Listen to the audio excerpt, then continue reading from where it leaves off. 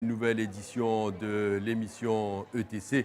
Et chaque semaine, c'est une nouvelle expérience. Et merci de nous suivre. Aujourd'hui, c'est la journée internationale de la propriété intellectuelle. C'est la protection de toute œuvre et de toute création. Cette émission nous démontrera les talents mauriciens, les œuvres artistiques et aussi les droits d'auteur. À tout de suite.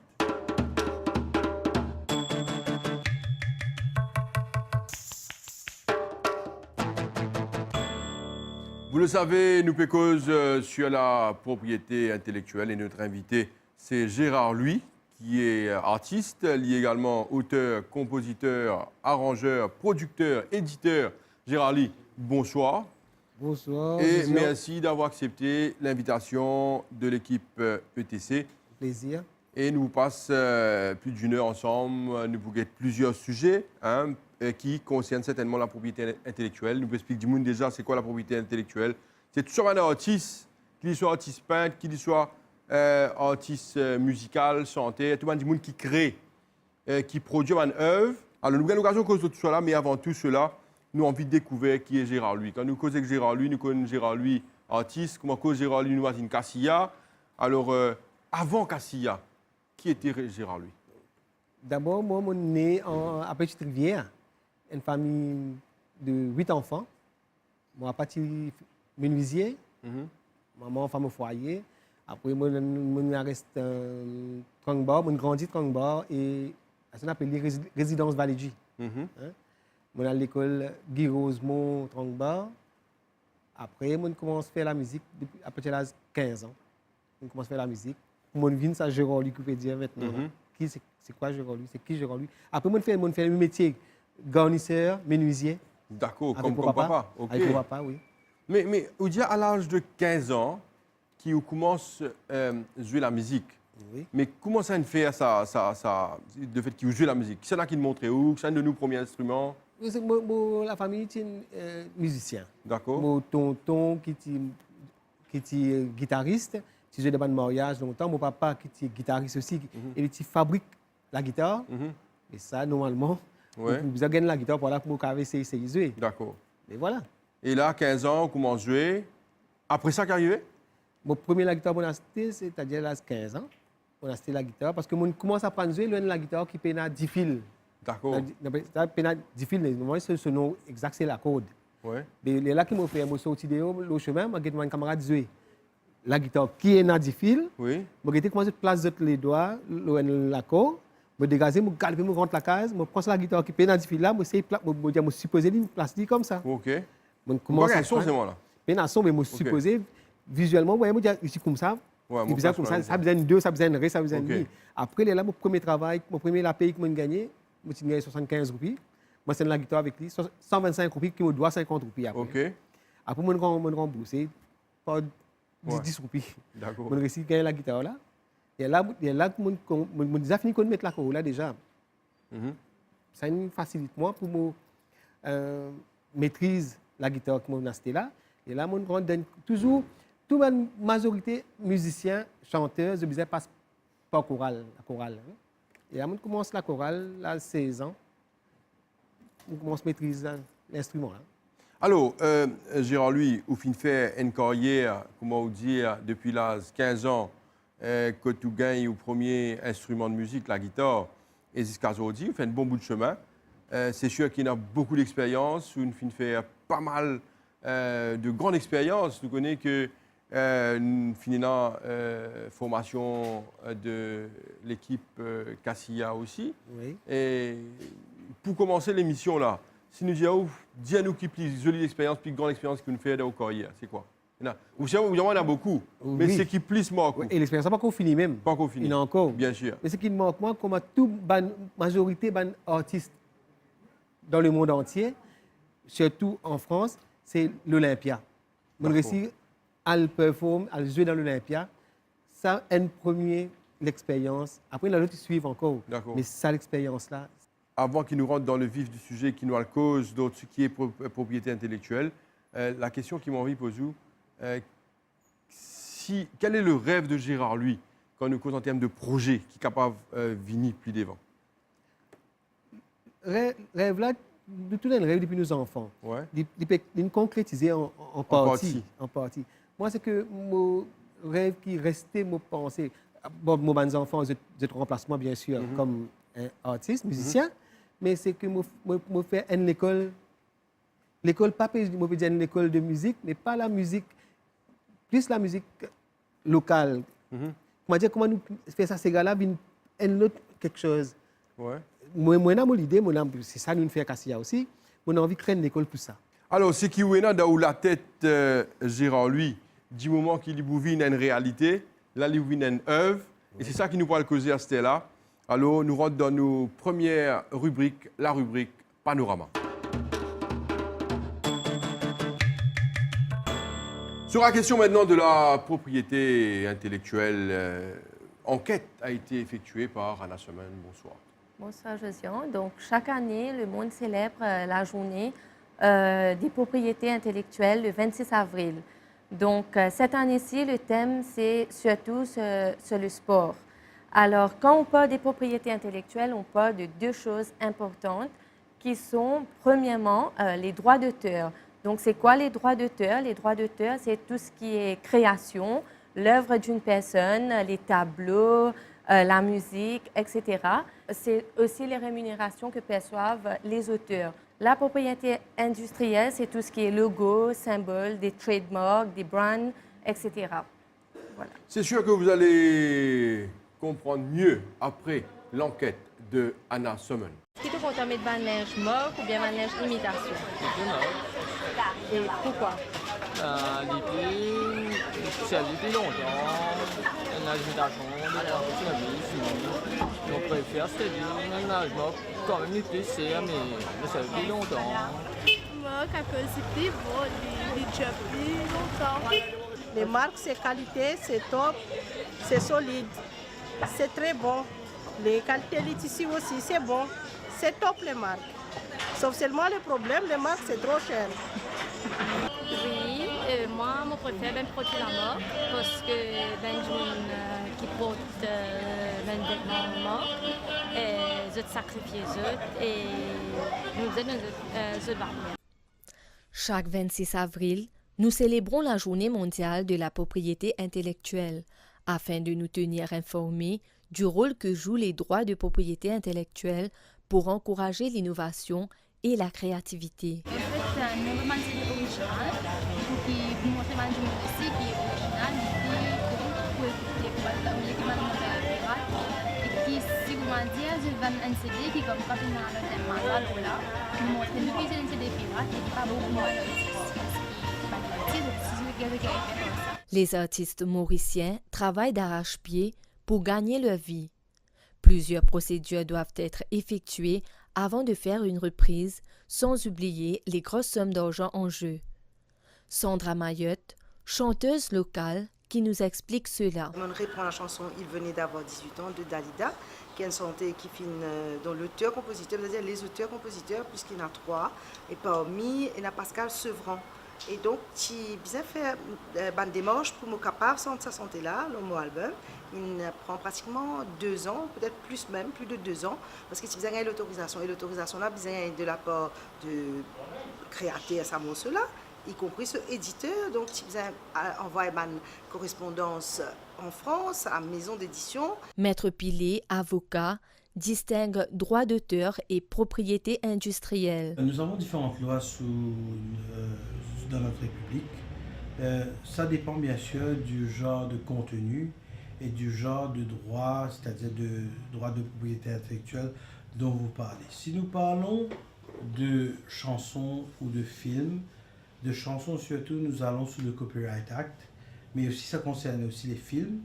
Mais ensuite du Copyright Act pour les films, nous avons aussi le Films Act qui rentre en jeu. Si nous parlons de marques, ce sont des marques qui sont déposées, qui sont protégées. Et là, nous voyons une loi qui s'appelle le Protection Against Unfair Practices Industrial Property Rights Act, qui est daté de 2002. Bien sûr, il y a eu des amendements à la suite de ça, mais c'est la loi qui concerne donc, qui régit ce genre de droit. Célébrez avec nous le pouvoir qu'a le sport de motiver, d'inspirer, d'innover et de nous unir pour que tous nous repoussions les limites de l'accomplissement humain. Jean-Louis, quand nous cause la propriété intellectuelle, ou même au fin ou un artiste, ou fin auteur, ou composé, également, ou un arrangeur, il y a beaucoup de travail derrière. Par exemple, quand nous prenons un simple exemple, avant qu'il nous réalise Bernard pour expliquer nous la suite de son sujet. Par exemple, quand nous prenons un texte qui est un écrit, il n'est pas encore une œuvre qui vous mettre un CD là. Il y a beaucoup de travail derrière. Mais seulement, il parfois, il ne pas comprendre sa mécanisme, sa procédé, sa procédure qui est dans des pays qui peut-être ils pensent pour écrire une santé et qui à la fin, ils viennent un CD. Oui. On a raison. Il y a un auteur, il pense pour écrire une santé. Quand il finit écrire le texte là, il n'est pas bien inspiré pour mettre mélodie. Il peut obliger à aller vers un compositeur. Un compositeur est là pour mettre mélodie dans ce texte-là. Si le compositeur aussi il est inspiré de ce texte-là aussi, hein? On a raison, il ne pas juste mettre tout dans un CD, puis jouer, c'est une santé, puis dire content. Le compositeur il est inspiré de ce texte-là pour lui mettre une mélodie là-dessus. Et là, tu peux être un arrangeur pour arranger la santé-là, pour mettre l'île au support, il y a un producteur, etc. D'accord. À la semaine? On a un représentant de la MASA, la Mauritius Society of Authors. Alors, vous pouvez nous dire, la MASA, il protège seulement les droits d'auteur ou aussi tout ce qui est logo, symbole, etc. Alors, pour commencer, la MASA est une société de droits d'auteur. Les fonctions sont dérivées à partir du Copyright Act. Et le but primaire de la MASA, c'est de protéger et administrer les œuvres artistiques, littéraires et scientifiques. Alors, littéraire, c'est tout ce qui est écriture, etc. Artistique, les logos, les dessins, la photographie et autres. Et scientifique, tout ce qui est recherche, etc. Donc, ces trois éléments-là font partie des fonctions de la MASA. Maintenant, en accord à ça, on a ce qu'on appelle la convention de Berne, qui est l'instrument, l'équivalent de la MASA, mais au niveau mondial. C'est une convention qui donne des directives, comment administrer les œuvres, comment protéger et quels sont les droits dont les auteurs étrangers ont sur un territoire spécifique. Alors, comment faire pour protéger le droit d'auteur? Comment est-ce que la MASA fait pour contrôler tout ça? Alors, déjà, pour répondre à votre question, pour protéger le droit d'auteur, il n'y a pas de procédure, il n'y a pas de formalité. Le droit d'auteur est très, très différent comparé. On parle de propriété intellectuelle, donc ça, je crois que vous avez bien fait comprendre. Il y a le patent, trademark, industrial design, etc. et le copyright. Mais le copyright, il n'y a pas de formalité. Alors, une personne a le droit, lui par exemple, il a le droit de faire une chanson, de sortir la chanson sans passer par la MASA, à condition qu'il soit l'ayant droit à 100%. Il n'y a pas de procédure pour ça. Mais les gens, il y a une création, la loi, le Copyright Act a été fait, ils viennent déposer ça à la MASA pour mandater la MASA pour administrer, pour protéger l'œuvre. Alors, pour ce faire, les gens viennent chez nous, ils déposent l'œuvre sur un support, ce qu'on appelle la preuve de l'œuvre. Et ensuite, quand ils vont sortir l'œuvre à des fins commerciales, il faut qu'il y ait la vignette de la MASA. Et là, s'il n'y a pas de vignette, c'est là que vous voyez la brigade anti-piratage qui font des descentes pour saisir les CD, les DVD qui n'ont pas de vignette. Alors, la vignette, le but de la vignette, c'est de faire comprendre que l'œuvre a été déposée dans une société. Et à partir de là, il y a une protection, il y a un mécanisme dessus. Vous avez fait mention du Copyright Act. C'est quoi le Copyright Act? Alors, le Copyright Act, c'est la loi qui régit le droit d'auteur sur les territoires mauriciens. La loi date de 1997, mais ça a été revu en 1994 et en 2017. Donc, c'est très, très récent. Ça a été promulgué l'année dernière avec les amendements. Alors, parmi les amendements primaires, je sais que M. Gérard sera très content, c'est que maintenant, en matière de piratage, on s'intéresse aux vendeurs, à l'acheteur, aussi bien qu'aux fabricants. Ça veut dire, si demain, on a quelqu'un avec 3 CD dans son sac qui n'arrive pas à expliquer quelle est la provenance et que c'est une copie, il va passer la nuit en cellule. Alors, pour aller plus loin, Gérard, lui, il y a beaucoup de compositions, il y a beaucoup d'arrangements qu'il fait, il produit, il y a un producteur, il y a un éditeur. De même, moi, Moderne l'Hôtel, je présente une composition de Gérard Louis. Est-ce qu'il est OK ça? Alors, la pratique à Maurice, tout bon utilisateur de la musique, protégé, les besoins payent la MASA. Que ce soit pour une œuvre, il y a beaucoup de gens qui disent non, MASA qui dit Sega.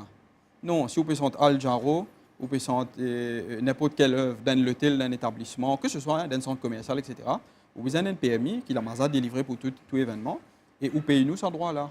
Mais là, on peut faire une live performance, santé là, pas loin de CD. D'accord. Vous santé, Live performance. et il y a un fichier qui est rempli, qui est retourné dans la Maza, et l'organisateur de l'événement, il paye nous. Et ça casse ça après, si on a un hôtel local, il vient vers où, si à l'étranger, casse ça à l'étranger.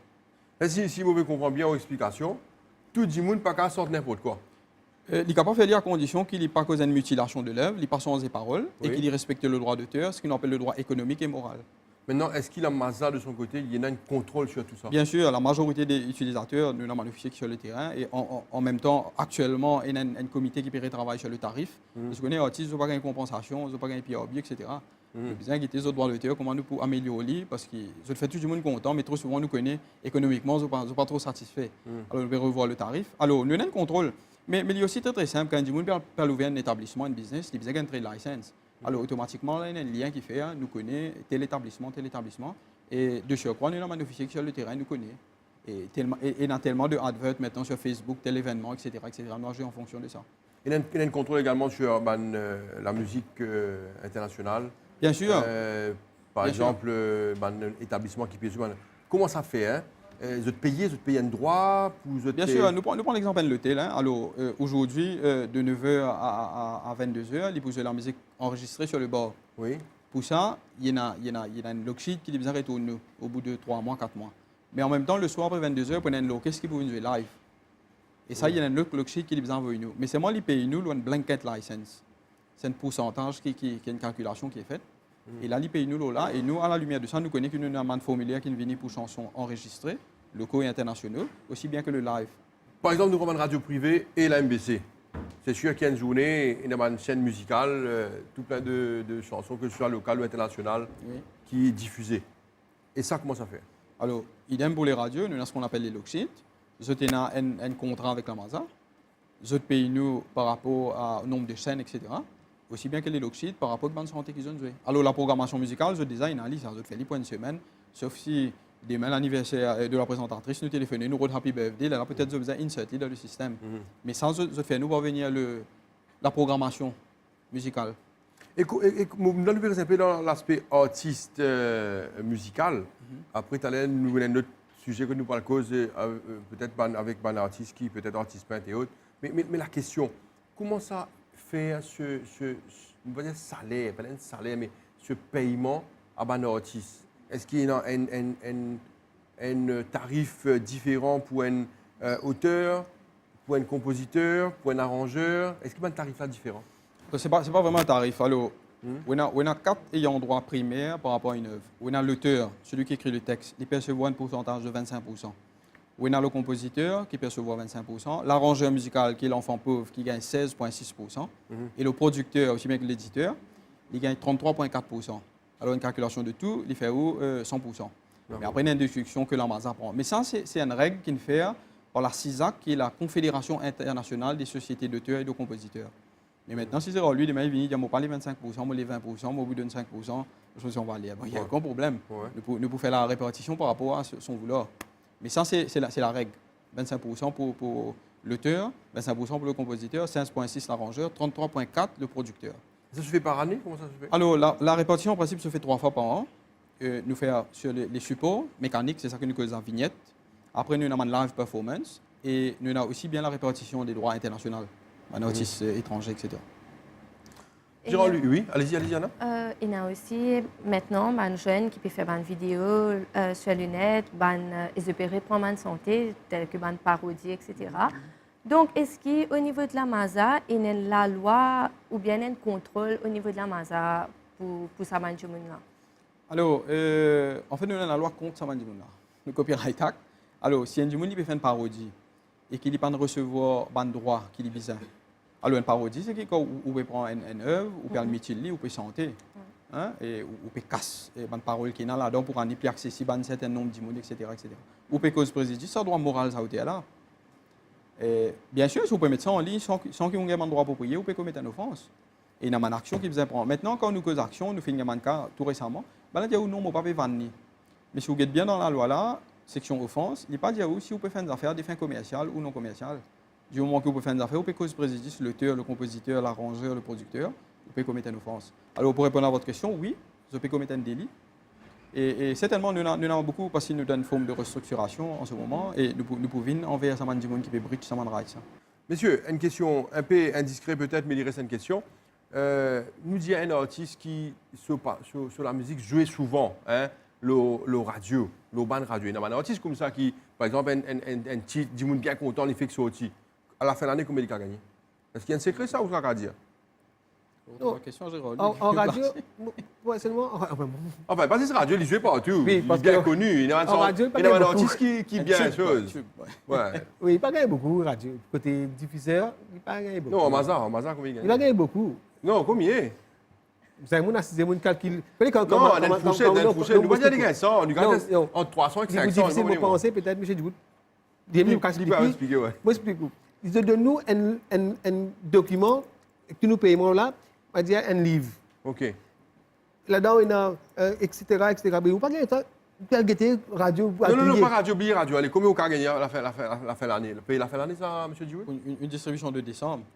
Par exemple, mais il a gagné 500 tout, hein? 500 roupies tout. 500 roupies tout. 500 000, non? 500 roupies. 500 roupies? Oui, il a gagné 450. Non, on peut dire qu'il gagne petit. Il gagne beaucoup, combien gagné? Non, mais ça peut-être. Non, mon conseil nous a fait un débat juste. Donc, écoutez, si nous arrivons en décembre, il a manoté à locaux, hein? Hier, moi, je peux causer avec un grand artiste au bureau. Ouais. Mais les gens ont plaignent en termes de droits d'auteur qui fait parce qu'ils vivent à l'étranger, se sentent joués à l'assassin, etc. Comme maintenant, vous c'est une compilation de tout. Mais là, il dit moi, il peut expecter pour tienne le tour en décembre. Ah, mais ça veut dire que c'est bon aussi. Il n'est pas aussi que ça. Mais toujours est-il, nous besoin de faire sur le débat. Un produit, le rationnel du droit d'auteur, c'est un droit économique et moral. Mais si vous produisez économiquement, il n'est pas rentable. Je me rappelle bien, M. Zerolui, une fois, il dit c'est un savon, il n'est pas quimé. Il ne va pas vous vendre. Mais automatiquement, vous pensez que c'est une œuvre et qu'il ne pas retenir le public. Et vous pensez qu'il peut refléter dans la qualité économique qu'il va gagner. OK. Donc, c'est aussi simple que ça. Alors, le revenu à nous, c'est qu'il nous peut dire un peu dans une fourchette, comment nous avons gagné peut-être un du monde qui se voit la musique peut bien marcher. Nous dire tout le monde peut écouter ça, que tout passer dans restaurant, mariage, fiançailles, pas tout ça fait la PSE. La fin de l'année, nous dire combien il gagne. Là, après, moi, il y a 6 Non, jamais. Comme ça, quand c'était là. Non, il y a peut-être moment, être sincère, hein. Ouais. Ça dépend, comment M. Djoud me dit, qu'il est en parce que quand il fait une œuvre, il n'est pas de mort, c'est là, nous pouvons gagner dans le premier trimestre. Il gagne combien? Il gagne 20 000. Okay. Mais après, s'il commence par l'emploi, il gagne 60 000, 75 000, etc. Saisonnier, quoi. Oui, ça dépend. Voilà, nous gagnons l'idée, nous aussi. Qui fait nous dire ça? Nous avons envie qu'on nous affaires, nous. Nous veut dire comme ça, comment on fait que j'ai allé là, un artiste qui a gagné 500 € aussi. Oui, nous encourageons tout le monde pour soutenir un artiste. Vous êtes bien capable de comprendre que cet artiste-là, il gagne sur la vie, il vit ça. Et par-dessus tout, ce qui est plus important encore, c'est ça reste une propriété intellectuelle. Ça veut dire qu'il produit, il crée, il produit, et il y a beaucoup de travail derrière. Hein? Nous devons respecter ça, mon pensée. Ça, c'est un aspect important. Mais l'élément le plus important, qui moi me considère important, c'est que la MASA maintenant est mandatée pour rapporter des cas au nom des artistes. Longtemps, si Malène bridge droit à Indimoun, disons, ou prend un CD, ou peut vendre, mais on besoin zéro lui. Mais maintenant, la MASA, il carotte n'importe quel poste de police, il rapporte, moi, le officier de la MASA, moi, fin tout ça, CD là, moi, connais, il n'est pas conforme, etc. La police vient pour action. Monsieur Didier Diout, merci beaucoup. Merci également à Anna Sommen. Nous passons à la prochaine rubrique, la rubrique